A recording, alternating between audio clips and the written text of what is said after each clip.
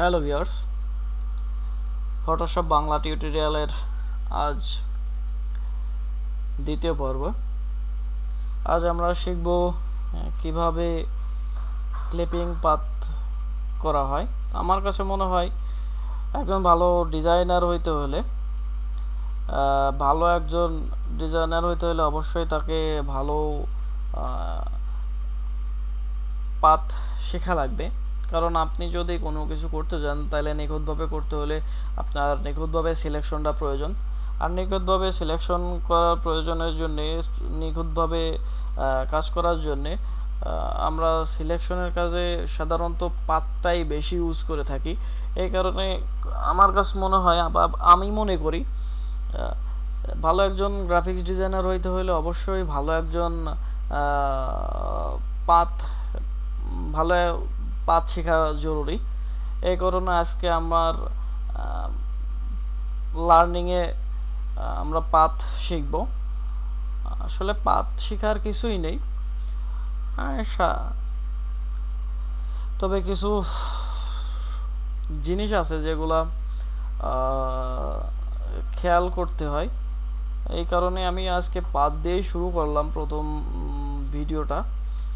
যদিও আমরা প্রথম ভিডিও টিউটোরিয়ালে কিছু শিখিনি, আজকে কিছু শিখব। এই কারণে আমার কিছু আসলে মনে করবেন না। যারা অনেক আপার লেভেলে কিংবা আপনারা অনেক আপগ্রেড লেভেলে কাজ করেন তারা আসলে কিছু মনে করবেন না। কারণ আসলে যারা বিগিনার আছেন তারা তো আসলে এখনও হয়তো বা ওইভাবে শিখিনি। যাই হোক, আমি সবার কথা চিন্তা করেই ভিডিও টিউটোরিয়ালটা বানিয়েছি। তাই এই কারণে আমি বলছি যে আসলে কিছু কেউ মনে করবেন না। যাই হোক, আমরা ক্লিপিং শুরু করি। তা প্রথমে আমরা পাথ টুলস নেব। এর শর্টকাট কি হচ্ছে পি। আমরা পি চাপলে পাথ টুল চলে আসবে। অবশ্যই পাথ টুলসের কিছু নিয়ম আছে, যে আপনার এখানে তিনটা অপশন আছে। পাথ করতে হলে আপনার অবশ্যই এইটা দেখাই দিতে হবে। এটাও থাকতে পারে, কিন্তু এটা আপনাদেরকে দেখাই দিতে হবে। এবং এইখানে দেখেন কিছু দুইটা পেন টুলস আছে, তা আমার এইটা হলে হবে না। দেখেন আমার পাথ টুল হচ্ছে না। তা আপনার করতে হলে করতে হলে এটা দেখা লাগবে। এটা এরপরে আপনি রাবার ব্যান্ড টুল হচ্ছে, আপনি দেখেন যদি কাজ করেন তাহলে আসলে আপনার রাবার ব্যান্ড টুল দেখেন এই পেন টুলসের সাথে নেই।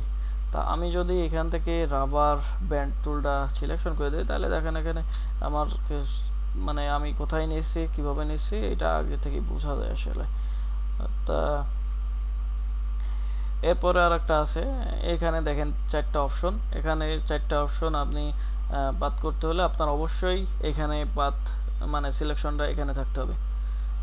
এখানে সিলেকশন করলে আপনি কাজ করতে পারবেন, তবে কিছু প্রবলেম ফেস করতে হবে। তো আপনার কোনো প্রবলেম ফেস না করতে হলে আপনার এখানে এই সিলেকশন করতে হবে। এরপরে আমরা পাথ নেই, একটা ওয়ান পাথ নেই। এরপরে পাথ নেওয়ার পরে এরপরে দেখেন আমরা এখান থেকে শুরু করি মোটামুটিভাবে। দেখেন এখান থেকে শুরু করি, তাহলে আমাদের বুঝতে সুবিধা হবে। হ্যাঁ, এখান থেকে শুরু করি।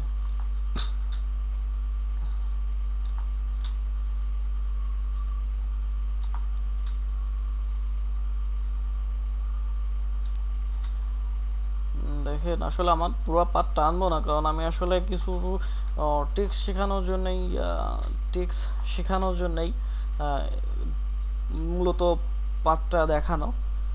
কারণ আমার পুরো পাথ টানা প্রয়োজন নেই, যার কারণে আমি আসলে পুরো পাথটা টানলাম না।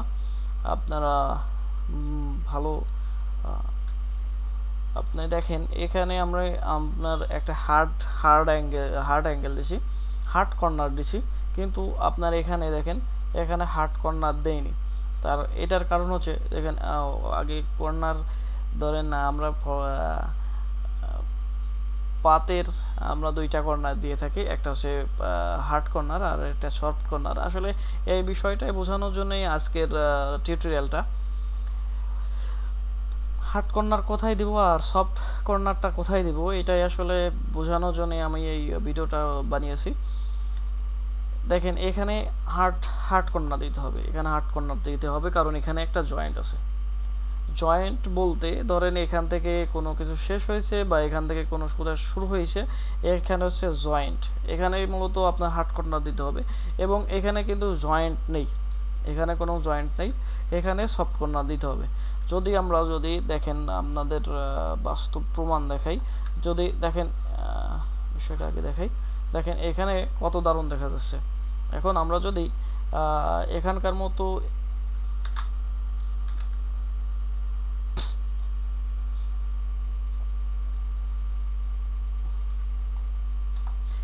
মতো যদি আমরা এখানেও হার্ড কর্নার নেই, তাহলে কেমন দেখা যায়, আর আমি সফট কর্নার নিয়েছি সেটা কেমন দেখা যায়। মানে আসলে আমি তো বলছি যে আসলে ভালো একজন ডিজাইনার হইতে হলে অবশ্যই ক্লিপিংয়ের ভালো জ্ঞান থাকতে হবে, ক্লিপিং আসলে কিভাবে করতে হবে এটা ভালো জ্ঞান থাকতে হবে। তবে দেখেন বিষয়টা দেখেন, আসলে যদি সিলেকশন করি তাহলে হয়তো ভালো দেখা যাবে।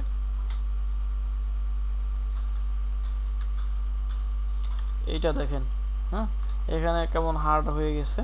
আর এইটা দেখেন, আমরা যেটা করলাম এটা হচ্ছে কুইক মাস্ক। হ্যাঁ আসলে যারা আপগ্রেড লেভেলের আছে তারা কিছু মনে করবেন না, আসলে আমি সবার কথা বিবেচনা করেই ভিডিওটা বানিয়েছি। কুইক মাস্ক সম্পর্কে যারা যারা আপগ্রেড লেভেলে আছে তারা অবশ্যই কুইক মাস্ক সম্পর্কে জানেন। হ্যাঁ আমি আসলে সবার কথা বিবেচনা করেই ভিডিওটা বানিয়েছি, আপনারা আপগ্রেড লেভেলে যারা আছেন তারা অবশ্য কিছু মনে করবেন না। যাই হোক, কুইক মাস্ক হচ্ছে এটা সিলেকশন করার পরে করতে হয়েছিল কন্ট্রোল ধরে যদি আমি পাতের উপর সিলেক্ট করি তাহলে সিলেকশন হয়ে যায়, এবং কিউ দিয়ে আমরা কুইক মাস্ক করি।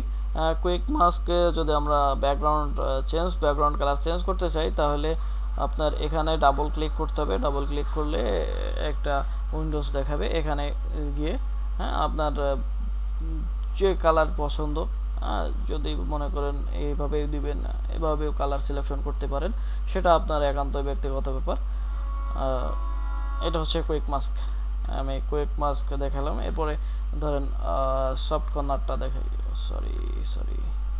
সফট কর্নারটা দেখাই আপনারা।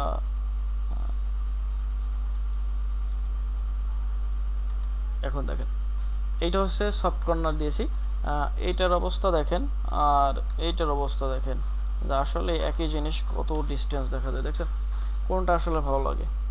হ্যাঁ এইটা হচ্ছে ব্যাপার, আসলে যেখানে সফট কর্নার দিতে হবে সেখানে সফট কর্নার চলবে, যেখানে হার্ড কর্নার দিতে হবে সেখানে হার্ড কর্নারই দিতে হবে, এটা হলো মূল বিষয়। যাই হোক বন্ধুরা, আজ এ পর্যন্তই। ক্লিপিং তো বললাম যে আসলে ক্লিপিং তো আমি পুরাটা শেখাবো না, ক্লিপিং আসলে পুরাটা দেখানো আমার কোনো না, আমি আসলে কিছু ক্লিপিং করার সময় কিছু টেকনিক কিংবা কিছু পদ্ধতি সম্পর্কে বললাম, এই ক্লিপিং কিভাবে টানতে হবে সেটাই আসলে মূল বিষয়। আপনি ভালো একজন হইতে হলে অবশ্যই একজন ভালো ক্লিপিং জানতে হবে, কারণ আসলে নিখুঁত সিলেকশন করতে পারলেই আপনি নিখুঁতভাবে কাজ করতে পারবেন। আপনি যখন কালার কারেকশন যাবেন কিংবা যখন নেক জয়েন্ট করবেন, যখন অন্যান্য কাজগুলো করবেন, অনেক কাজ করবেন, তখন আসলে নিখুঁতভাবে সিলেকশনটা জানতে হবে, কারণ নিখুঁতভাবে সিলেকশন করলেই আপনি নিখুঁতভাবে কাজ করতে পারবেন।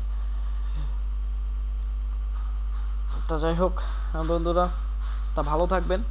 আমার ভিডিও যদি আপনাদেরকে ভালো লেগে থাকে তাহলে অবশ্যই লাইক শেয়ার কমেন্ট অবশ্যই করবেন, এবং আপনি আমাকে অবশ্যই কমেন্টস করে জানাতে পারেন আমার ভিডিওগুলো কেমন হচ্ছে। যদি কোনো ত্রুটি থাকে তাহলে অবশ্যই শুধরে নেওয়ার চেষ্টা করব, কারণ আসলে একজনের দ্বারা আমার কাছে মনে হয় না একজনের দ্বারা কখনোই 100% কোনো কিছু করা সম্ভব। এই কারণে আপনার আমার কোনো ত্রুটি হলে অবশ্যই আপনারা জানাবেন কমেন্টসের মাধ্যমে। বন্ধুরা, তা ভালো থাকবেন। সবার সুস্থতা কামনা করেই শেষ করছি। আল্লাহ হাফেজ।